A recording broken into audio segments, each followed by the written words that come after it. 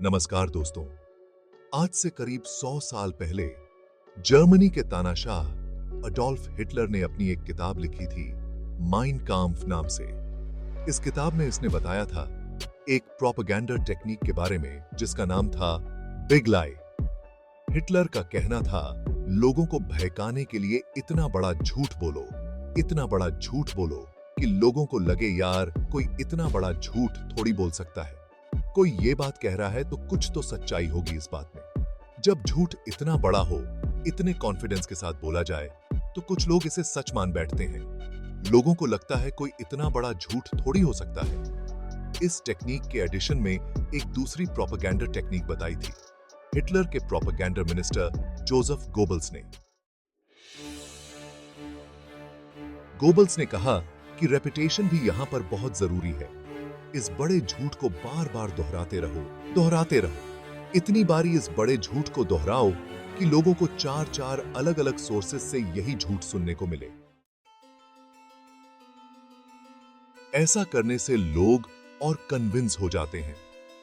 फिर एक तीसरी टेक्निक बताई जाती है हाफ ट्रूथ की। बीच बीच में अपनी बातों में आधा सच भी गोल दें, क्योंकि कुछ लोग आज के दिन बिग लायर्स को बड़ी आसानी से पहचान लेते हैं।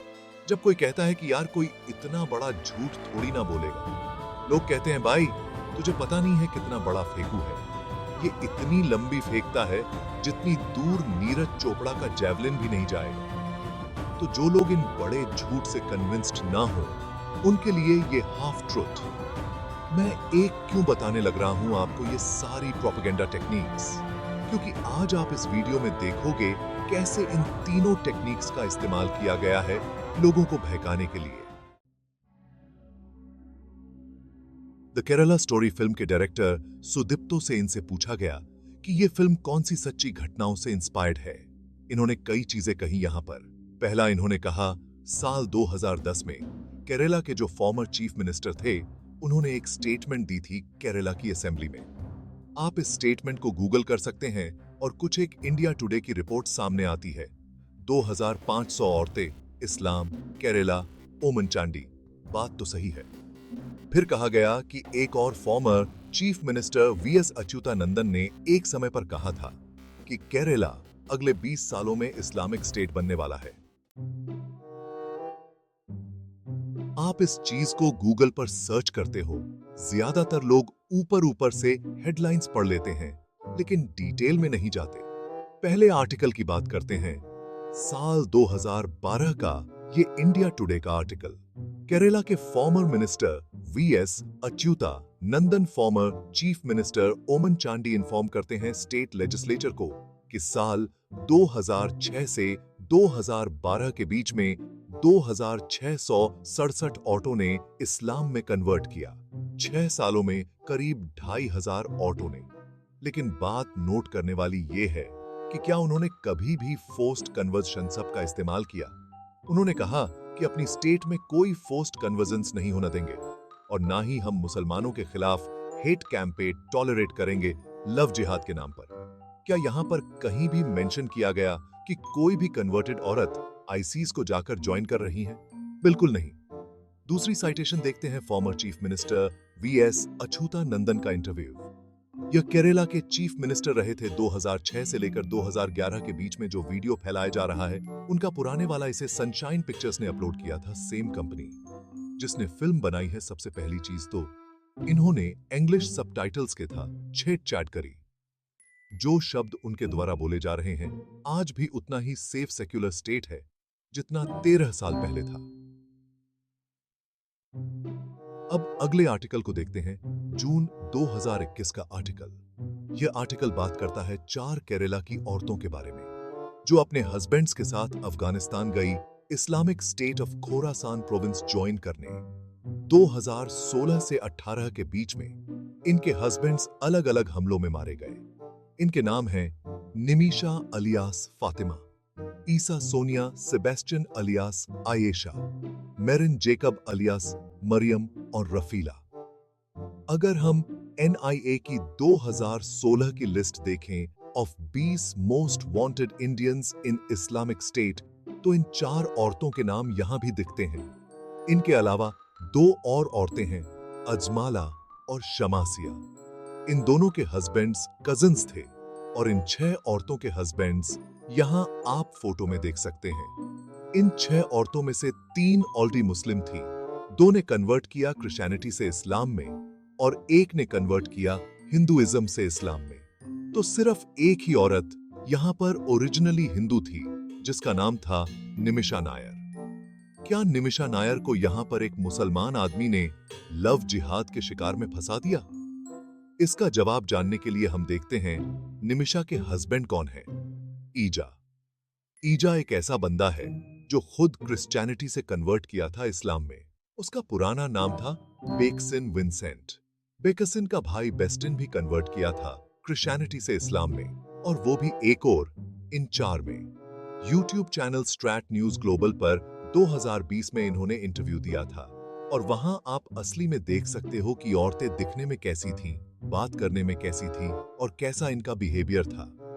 इस वीडियो को देखने के बाद कोई भी देख सकता है कि औरतें अभी भी कितनी ब्रेनवर्स्ड और रेडिकलाइज्ड हैं।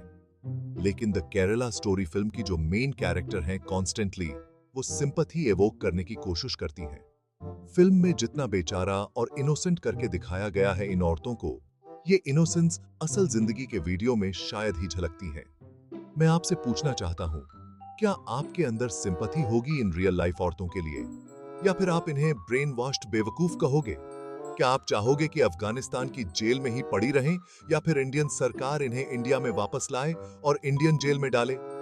ये सवाल मैं आप पर छोड़ता हूं। नीचे कमेंट्स में लिखकर बता सकते हैं आपकी राय क्या है। स्ट्रैटेजिक न्यूज ग्लोबल रिपोर्ट हमें बताती है कि एनआईए की 2016 की चार्ट शीट में जिन 20 लोगों को मेंशन किया गया है, वो लोग एक दूसरे से काफी इंटरकनेक्टेड थे। जब रेडिकलाइजेशन की बात करी जाती है, तो इनमें से 17 लोग सिर्फ एक सिंगल डिस्ट्रिक्ट से आते थे, केरला में कासरगोड जिले से। 2020 की एक हिंदुस्तान टाइम्स की रिपोर्ट ने बताया कि कुछ और ने बाद में जॉइन किया, तो टोटल 22 लोग एक्चुअली में कासरगोड से थे। 2016 का इंडिया टुडे का आर्टिकल बताता है कि एक ट्रेंड है कि सिर्फ सिंगल यूथ यहां नहीं जा रहे हैं आईसिस जॉइन करने, बल्कि पूरे के पूरे परिवार यहां पर हस्बैंड, वाइफ और इवन बच्चे भी चले गए आईसिस जॉइन करने। आर्टिकल में यह भी मेंशन किया गया है कि इससे पहले ज्यादातर आईसिस के रिक्रूट्स एक्चुअली में महाराष्ट्र, कर्नाटक और तेलंगाना से गए थे। लेकिन ये स्टार्ट न्यूज ग्लोबल रिपोर्ट आगे के भी बात करती है। 2018 तक कहा गया कि करीब 60 इंडियंस ने अफगानिस्तान ट्रैवल किया, जिनमें से 26 मेल्स थे, 13 औरतें और 21 बच्चे। ये सब देखकर क्लियरली कहा जा सकता है कि एक प्रॉब्लम जरूर है यहाँ पर। लोगों को रेडिकलाइज किया जा रहा है, ब्रेन वॉश किया जा रहा है आईसिस ज्वाइन करने को। इंटरनेट के जरिए नए modes of communication open up हुए हैं। 2019 में union minister of state for home affairs Kishan Reddy ने बताया कि इंडियन इन्वेस्टिगेटर्स ने पाया कि आईसिस एक्चुअली में डार्क वेब और इंक्रिप्टेड प्लेटफॉर्म्स का इस्तेमाल कर रहा है लोगों को रेडिकलाइज करने के लिए और आतंकवादियों को रिक्रूट करने के लिए। लेकिन सवाल यहां पर उठता है कि ये प्रॉब्लम कितनी बड़ी है आकर। फिल्म ने कहा कि 32,000 औरतों के साथ ऑलरेडी ऐसा किया जा चुका है केरला के अंदर। आइए इसके आंकड़े देखते हैं। Vladimir Voronkov, under secretary general of United Nations office of counter terrorism, इन्होंने बताया कि 110 देशों से करीब 40,000 फॉरेन टेररिस्ट फाइटर्स सीरिया और इराक में गए कॉन्फ्लिक्ट को ज्वाइन करने। 40,110 देशों से। एक और एस्टिमेट दिया 2018 की study International Centre for the Study of Radicalisation, King's College, London में। इन्होंने बताया कि 41,490 लोग 80 अलग अलग देशों से आईसिस से एफिलिएटेड हैं। इनमें से 69% लोग आदमी हैं। इन दोनों रिपोर्ट के बेसिस पे एक एस्टिमेट लगाया जा सकता है करीब 40 से 42,000 फॉरेन टेररिस्ट हैं जो दुनिया भर से आईसिस को ज्वाइन करने गए हैं। तो कितने इंडिया से हैं? अमेरिका के ब्यूरो ऑफ काउंटर टेररिज्म ने कंट्री रिपोर्ट्स पब्लिश करी साल 2020 में। इन्होंने कहा सितंबर 2020 तक एनआईए ने 34 टेररिज्म के केसेस इन्वेस्टिगेट किए थे और करीब 160 लोगों को इंडिया में अरेस्ट किया था आईसिस से रिलेटेड। डबल चेकिंग के लिए एक और सोर्स देख लेते हैं। ऑब्जर्वर रिसर्च फाउंडेशन ने एक पेपर पब्लिश किया था अक्टूबर 2019 में। इन्होंने कहा कि प्रो आईसिस केसेस 2014 और 2018 के बीच में इंडिया में थे करीब 180 से 200 के बीच। और ये 200 लोगों का जो अनुमान है यहाँ पर, इसमें सिर्फ वो लोग नहीं है जो एक्चुअली में आईसिस के को ज्वाइन करने के इंडिया छोड़कर गए। वो लोग भी हैं जिन्होंने आईसिस का प्रोपेगेंडा फैलाया इंडिया में इंटरनेट पर। एक तीसरा सोर्स भी देख लेते हैं। 2019 में इंडियन होम मिनिस्ट्री ने कहा था यह नंबर 155 पर है। अगला सवाल यह कि यह तो ओवरऑल इंडिया के केसेस हुए, केरला में कितने केसेस हैं? ये मिसूपब तस्से तो जो 180-200 केसेस का नंबर है, इसमें से 40 केसेस केरला के बताए जाते हैं। तो 200 इंडिया में, 40 केरला में। लेकिन ये नंबर हमें ये नहीं बता था कि एक्चुअली में कितने लोग आईसिस ज्वाइन करने गए थे, क्योंकि इसमें और आईसिस एफिलिएटेड लोग भी हैं, प्रोपेगेंडा फैलाने वाले लोग भी इंक्लूडेड हैं। एक्चुअली में कितने लोग गए आईसिस को ज्वाइन करने इंडिया छोड़कर? यूएस के डिपार्टमेंट और स्टेट की रिपोर्ट ने बताया कि करीब 66 नॉन इंडियन ओरिजिन फाइटर्स थे जो आईसिस से एफिलिएटेड थे एज ऑफ नवंबर 2020। सही सुना आपने, सिर्फ 66। 2018 की स्टैट न्यूज ग्लोबल रिपोर्ट ने भी 60 का ही फिगर दिया था, तो इन नंबर उसके बड़े आसपास हैं। तो इस 60 के नंबर में से कितनी औरतें हैं? करीब 13 औरतें हैं। कितनी औरतें हैं जो केरला से हैं? सिर्फ 6 औरतें हैं जो केरला से हैं। इन 6 में से ऐसी कितनी औरतें हैं जिन्हें बाकी धर्मों से इस्लाम में कन्वर्ट किया गया? 3 औरतें हैं। इन 3 में से 2 क्रिश्चियंस थीं और एक हिंदू थी। तो जो फिल्म में दिखाया जा रहा है कुछ हजार औरतों के साथ ऐसा हुआ होगा, कुछ 100 औरतों के साथ ऐसा हुआ होगा, नहीं, सिर्फ 3 के साथ। अब आप में से कुछ लोग कहेंगे यार 32,000 हो या 3 हो, क्या फर्क पड़ता है? कहानी तो वही है ना। इसमें प्रॉब्लम क्या है? कई प्रॉब्लम्स हैं। पहला तो यह कि अगर 32,000 के जगह 3 का नंबर इस्तेमाल किया जाता है तो फिल्म का पूरा कॉन्सेप्ट ही फेल हो जाता है।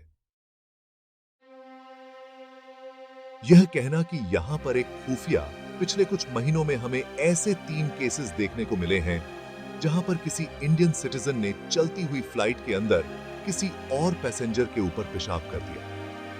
अब इमेजिन करो कोई अमेरिका या जापान जैसा देश एक फिल्म बनाए यहां पर इंडिया स्टोरी नाम से, और उस फिल्म में दिखाए जाए कैसे इंडियंस तो हमेशा पेशाब ही करते रहते हैं और उनकी ऊपर फ्लाइट में 32,000 ऐसे इंसिडेंट्स देखने को मिले हैं जहां पर इंडियंस ने पेशाब किया है किसी और के ऊपर।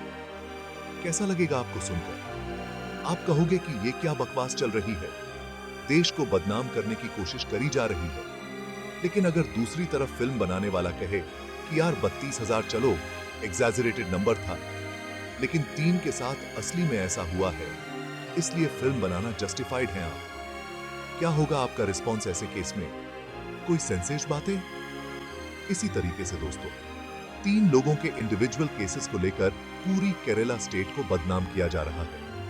इस चीज को लेकर जब फिल्म के डायरेक्टर से सवाल किया गया, पूछा गया कि भाई सोर्स क्या है आपके इस नंबर का, तो वो सवालों से भागते रहे हैं। ऑल्ट न्यूज से बात करते वक्त उन्होंने कहा कि सच बात तो यह है दोस्तों कि इन 3 औरतों की ये कहानी भी सुनाने लायक है। अगर ये कहानी सुनाई जाती बिना झूठ और प्रोपेगेंडा के, एक इंसान जिसे ब्रेन वॉश किया जाता है और रिक्रूट किया जाता है आईसिस में, 7,000 लोग ऐसे थे।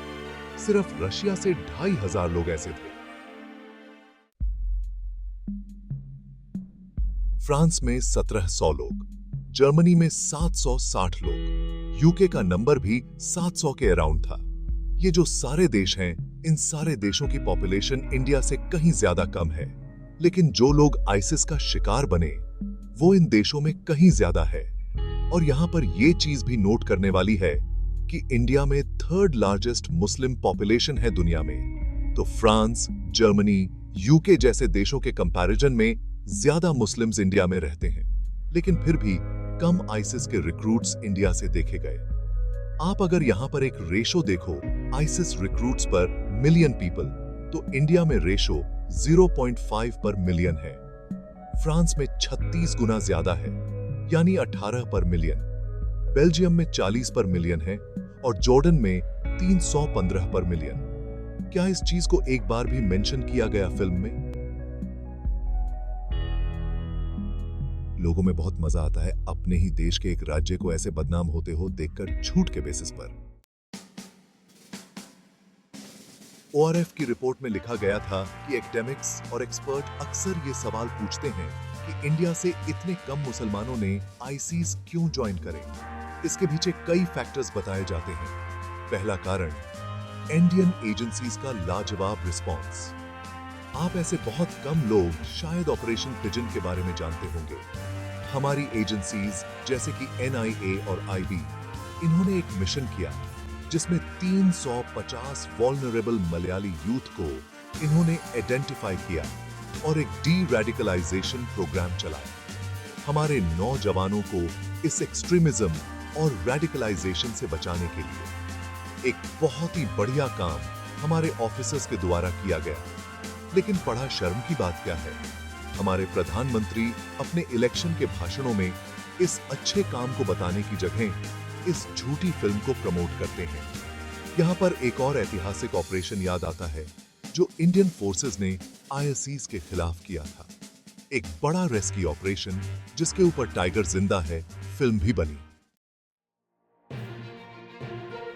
प्रधानमंत्री मोदी चाहते तो इस इंस्पिरेशनल कहानी के बारे में बता सकते थे लोगों को, लेकिन नहीं, झूठी फिल्म प्रमोट करनी थी। दूसरा कारण, फॉर्मर डिप्लोमैट तालमीज अहमद बताते हैं इंडिया का सिंक्रेटिक कल्चर और ट्रेडिशन। इंडिया में यूनिटी इन डाइवर्सिटी। इंडिया में मुस्लिम्स, हिंदुओं और क्रिश्चियंस के साथ मिलजुल कर रहते हैं और इसलिए एक्सट्रीम आइडियोलॉजीज को उन्होंने रिजेक्ट किया। 2015 में जब पता चला कि सिर्फ 29 इंडियंस ने आईसीस को ज्वाइन किया था, एक रिपोर्ट ने बताया कि आईसीस खुद इंडियन रिक्रूट्स को इंफीरियर मानता था। आईसीस का मानना था कि इंडिया में जो इस्लाम प्रैक्टिस किया जाता है वो काफी सॉफ्ट वर्जन है, एक ज्यादा लिबरल वर्जन है इस्लाम का। तीसरा, यहां पर कई मुस्लिम क्लेरिक्स का भी एक पॉजिटिव रोल बताया जाता है। मार्च 2009 में दारुल उलूम देवबंद ने एक फतवा इशू किया था, इंडिया को दार ऑल अमन डिक्लेयर करते हुए एक ऐसा देश जहां पर मिलिटेंट जिहाद प्रोहिबिटेड है। सिमिलरली 2015 में एक जॉइंट फतवा इशू किया गया था 70,000 इंडिया मुस्लिम स्कॉलर्स के द्वारा। आईसिस, तालिबान, अल-कायदा और बाकी और आतंकवादी संगठनों के खिलाफ। यहां जो असली केरला स्टोरी है वो बड़ी प्राउड होने वाली बात है कि बाकी दुनिया के कंपैरिजन में इंडिया से कितने कम मुसलमानों ने आईसिस को ज्वाइन किया, और केरला यहाँ पर एक बड़ा ही जीता जागता एग्जाम्पल है इस यूनिटी इन डाइवर्सिटी का, जहाँ अलग अलग धर्मों के लोग साथ में मिलजुल कर रहते हैं पीसफुली। यही कारण है कि केरला नंबर 1 स्टेट है। बहुत से अलग अलग इंडिकेटर्स में, एजुकेशन में नंबर 1, हेल्थ केयर में नंबर 1, ह्यूमन डेवलपमेंट इंडेक्स में नंबर 1। और फिर हमारे पॉलिटिशियंस इन झूठी कहानियों का इस्तेमाल करते हैं केरला को बदनाम करने के लिए। फरवरी में इसी साल होम मिनिस्टर अमित शाह ने इलेक्शन कैंपेनिंग के वक्त कर्नाटका में कहा था, आपके बगल में ही केरल है, इससे ज्यादा कुछ नहीं कहूंगा। केरलों को बदनाम करना इकलौता प्रोपेगेंडा नहीं है इस फिल्म के अंदर। दूसरा बड़ा झूठ फैलाया जा रहा है, लव जिहाद को लेकर फिल्म में दिखाया जा रहा है कि यहाँ पर जबरदस्ती धर्म परिवर्तन करने की कोशिश करी जाती है। क्या सच है इसके पीछे? साल 2017 में केरला की सरकार ने 90 केसेस की लिस्ट सबमिट करी थी एनआईए को जांच करने के लिए कि इनमें लव जिहाद एंगल है या नहीं है। एनआईए ने 11 केसेस पर एग्जामिनेशन करी और कंक्लूड किया साल 2018 में कि हालांकि पीएफआई ने कन्वर्जन को फैसिलिटेट किया था, लेकिन एक भी ऐसा केस नहीं मिला जहां पर जबरदस्ती धर्म परिवर्तन करवाया जा रहा हो किसी भी इंसान का, चाहे आदमी हो या औरत। एक सबूत से मन नहीं भरता, दूसरा सबूत देख लो। यूनियन होम मिनिस्ट्री ने भी यही कहा था साल 2020 में। Minister of state for home affairs G Kishan Reddy ने लोकसभा को बताया कि अभी तक कोई भी लव जिहाद का केस रिपोर्ट नहीं किया गया है किसी भी सेंट्रल एजेंसी के द्वारा। यह लव जिहाद की कॉन्स्पिरेसी थ्योरी एक बड़ा झूठ है जो बार बार आपको सुनाया जाता है अलग अलग एंगल्स से। पॉलिटिशियंस अपने भाषणों में यह कहते हैं। व्हाट्सएप यूनिवर्सिटी की तरफ से आपको यह व्हाट्सएप फॉरवर्ड्स मिलते हैं लव जिहाद की बात करते हुए। गोडी मीडिया खबरों में लव जिहाद की बात करता है। इतनी बारी रिपीट किया जाता है इस बड़े झूठ को कि लोगों को लगता है कुछ तो सच्चाई होगी इसमें। वही बात जो मैंने शुरू में कही थी। यह लव जिहाद का पूरा कॉन्सेप्ट न सिर्फ मुसलमानों को बदनाम करने ही कोशिश है बल्कि औरतों के भी खिलाफ जाता है। यह कॉन्सेप्ट खुद ही सोच कर देखो। जो लोग इस चीज में विश्वास करते हैं कि एक औरत को भड़काया जा सकता है एक आदमी के द्वारा, कैसे लोग हैं वो? औरत कोई भेड़ बकरी है क्या? एक औरत का खुद का कोई दिमाग नहीं होता? कोई भी आकर कुछ भी कहेगा, औरत भेड़ बकरियों की तरह इधर उधर चलती चली जाएंगी। चाहे हिंदू औरत हो, मुस्लिम औरत हो, क्रिश्चियन औरत हो या किसी भी और धर्म की औरत हो, सभी औरतों को मिलकर इन धर्म के ठेकेदारों को बताना चाहिए कि भाड़ में जाओ, हमारे पास अपना दिमाग है। अगर कोई जबरदस्ती मुझे कन्वर्ट करने की कोशिश करेगा तो मैं पुलिस के पास जा सकती हूँ और कानून भी ऐसा बनाया गया है कि अगर कोई जबरदस्ती कन्वर्ट करने की कोशिश भी करेगा तो उसे जेल जाना पड़ेगा। लेकिन सवाल ये कि कितना लोगों को एक्चुअली में कन्वर्ट किया भी जा रहा है इंडिया में। कभी कभार ऐसा होता है कि कोई क्रिश्चियन मिशनरी हुआ या ये घर वापसी वाले हुआ या कोई मुस्लिम कैरेक्ट थोड़े ओवर एक्टिव हो जाते हैं अपने प्रवचन में और बैलेंस थोड़ा इधर से उधर हो जाता है। जैसे कि ये 2016 का न्यूज आर्टिकल देखें जहां पर विश्व हिंदू परिषद के लीडर ने कहा कि इनकी ऑर्गेनाइजेशन ने 7.5 लाख लोगों को हिंदुइज्म में वापस रिकन्वर्ट किया 10 सालों के अंदर अंदर। लेकिन ये अलग अलग धर्मों के ठेकेदार अगर इंटरफेयर ना करें, लोग अपनी मर्जी से कन्वर्ट करना चाहें, तो एक बड़ा बैलेंस। अप्रैल 2021 की रिपोर्ट देखिए, 506 लोगों ने रजिस्टर किया कि वो अपना धर्म बदलना चाहते हैं केरला सरकार के सामने। इनमें से 47% लोग ऐसे थे जो क्रिश्चियनिटी या इस्लाम से हिंदुइज्म में कन्वर्ट किए। तो ऐसा नहीं है कि एक तरफ ज्यादा कन्वर्जनेस देखने को मिल रही है। 2021 के प्यू रिसर्च सेंटर के सर्वे ने भी यही चीज बताई थी। 30,000 से ज्यादा लोगों पर सर्वे किया गया। पता लगा कि सिर्फ 0.7% लोगों ने हिंदुइज्म को छोड़ा था, दूसरा धर्म अपनाया था और 0.8% लोगों ने बाकी धर्मों को छोड़कर हिंदुइज्म अपनाया था। मिलते हैं फिर अगले वीडियो में दोस्तों। बहुत बहुत धन्यवाद। अगर आपको यह वीडियो पसंद आई है तो इसको लाइक करें और सब्सक्राइब करें हमारे चैनल देसी टॉक्सिक को।